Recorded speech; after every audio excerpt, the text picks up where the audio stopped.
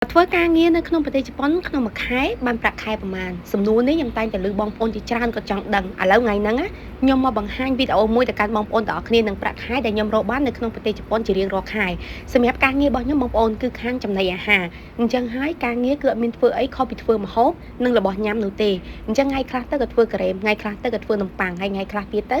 ៅក៏យើងធ្វើម្ហូបផ្សេងប៉ុន្តែក្នុងមួយថ្ងៃហ្នឹងគឺយើងធ្វើ10 20 30មុខអីនោះតែមិនមែនធ្វើតែយើងទេគឺមនុស្សគ្រប់គ្នាគឺគេធ្វើអញ្ចឹងដូចគ្នាចំពោះការងាររបស់ខ្ញុំដែរគឺត្រូវចូលតាំងពីម៉ោង7កន្លះព្រឹកចេញនៅម៉ោង5ល្ងាចបងប្អូនទាំងអស់គ្នាប៉ុន្តែបើសិនជាមានម៉ោងថែមក៏អាចលុបទៅដល់ម៉ោង7ម៉ោង8ប៉ុន្តែឥឡូវហ្នឹងដោយសារតែកន្លែងការងាររបស់ខ្ញុំអត់មានម៉ោងថែមនោះទេអញ្ចឹងហើយគឺឱកាសយើងតែម្ដងដោយសារតែខ្ញុំធ្វើការស៊ីប្រាក់ខែអញ្ចឹងខ្ញុំអត់គិតម៉ោងទេនៅក្នុងប្រទេសជប៉ុនសម្រាប់ជនជាតិជប៉ុនដែលគាត់ធ្វើការនៅកន្លែងខ្ញុំគឺគាត់គិតម៉ោងក្នុងមួយម៉ោងអញ្ចឹងគាត់អាចទទួលបាន$10 $12 $13អញ្ចឹងទៅតែសម្រាប់ខ្ញុំគឺគិតប្រាក់ខែគោលបានន័យថាយើងធ្វើការបានប្រមាណក៏ដោយក៏យើងនៅតែបើកលុយបានប៉ុណ្ណឹងដែរអញ្ចឹងចូលមកដល់ចំណុចនេះបងប្អូនតែងតែចង់ដឹងថាប្រាក់ខែនៅក្នុងប្រទេសជប៉ុនមួយខែគេរកបានប្រមាណឬអ្នកខ្លះគេនិយាយថាមួយខែគេរកបាន500ហើយអ្នកខ្លះទៅគេនិយាយថាមួយខែគេរកបាន1000ហើយអ្នកខ្លះទៀតទៅមួយខែគាត់និយាយថារកបាន2000ឥឡូវខ្ញុំមិននិយាយពីចំពោះតែប្រាក់ខែរបស់ខ្ញុំទេប្រាក់ខែបងប្អូនផ្សេងទៀតគឺខុសៗគ្នាអត់ដូចគ្នានោះទេសម្រាប់ប្រាក់ខែនៅកន្លែងខ្ញុំប្រាក់ខែងាប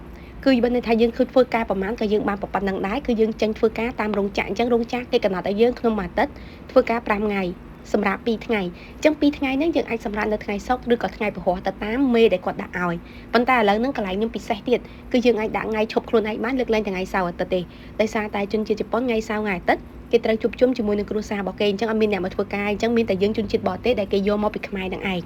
ឥឡូវនេះបងប្អូន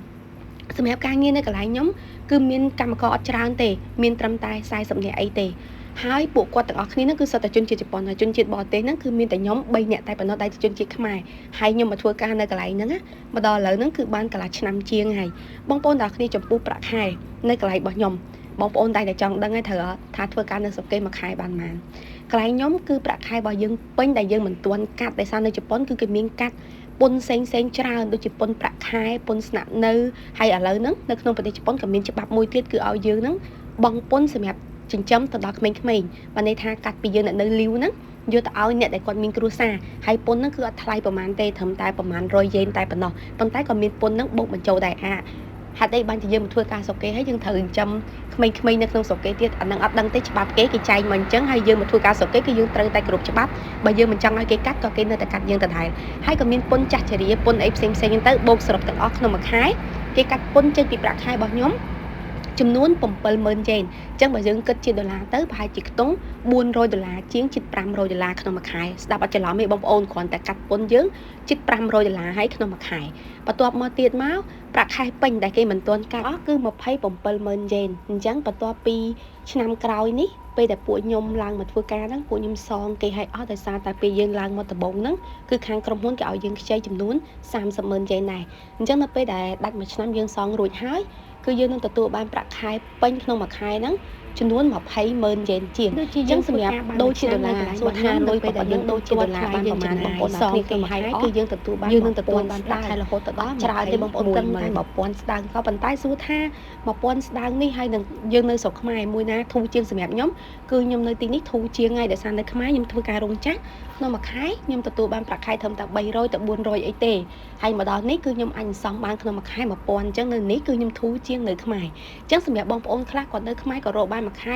1000ឬក៏អ្នកខ្លះក៏រកបានមួយខែ2000 3000គាត់មកធ្វើការនៅជប៉ុននេះគឺខុសហើយប៉ុន្តែសម្រាប់អ្នកដែលគាត់នៅខ្មែរក៏ធ្វើការរោងចក្រដូចជាខ្ញុំដូចជាអីអញ្ចឹងគឺមកធ្វើការនៅជប៉ុននេះគឺយើងរៀងសល់ជាងមុនបន្តិចអញ្ចឹងសម្រាប់វីដេអូនេះដែរសម្រាប់បងប្អូនដែលតែចង់ដឹងថានៅជប៉ុនបានប្រាក់ខែប្រមាណនេះគឺជាប្រាក់ខែកន្លែងខ្ញុំទេសូមបញ្ជាក់ណាបងប្អូនប្រាក់ខែខុសគ្នាទៅតាមតំបន់ទៅតាមទីកន្លែងទៅតាមប្រភេទការងារអញ្ចឹងគឺអត់ដូចគ្នាទេហើយការកាត់ការអីហ្នឹងក៏អត់ដូចគ្នាដែរប៉ុន្តែនៅស្រុកនេះយើងមិនមែនរកបាន10ហើយយើងរកបាន$2000យើងទទួលបាន$2000ទេគឺអត់ទេបងប្អូនប្រាក់ខែហ្នឹងគឺមានបែងចែកសម្រាប់បង់ពន្ធផ្សេងជាច្រើនក៏ប៉ុន្តែពន្ធខ្លះនៅពេលដែលយើងឈប់រស់នៅក្នុងប្រទេសរបស់គេហ្នឹងយើងត្រឡប់ទៅស្រុកកំណើតរបស់យើងប្រទេសខ្មែរវិញគឺយើងអាចស្នើយកលុយហ្នឹងយកត្រឡប់មកវិញបានហើយពន្ធខ្លះទៀតគឺយើងអាចស្នើបានទេគឺយើងបង់ទៅគឺបង់ទៅហើយអាហ្នឹង តាមប្រភេទពន្ធរបស់គេដែរអញ្ចឹងសម្រាប់បងប្អូនទាំងអស់គ្នានៅស្រុកនេះពេលដែលយើងមានជំងឺមានអីផ្សេងៗទៅគឺយើងប្រើជាមួយនឹងកាតពេទ្យរបស់គេដើម្បីទៅពេទ្យហើយឥឡូវនៅខ្មែររបស់យើងក៏មានដែរបសស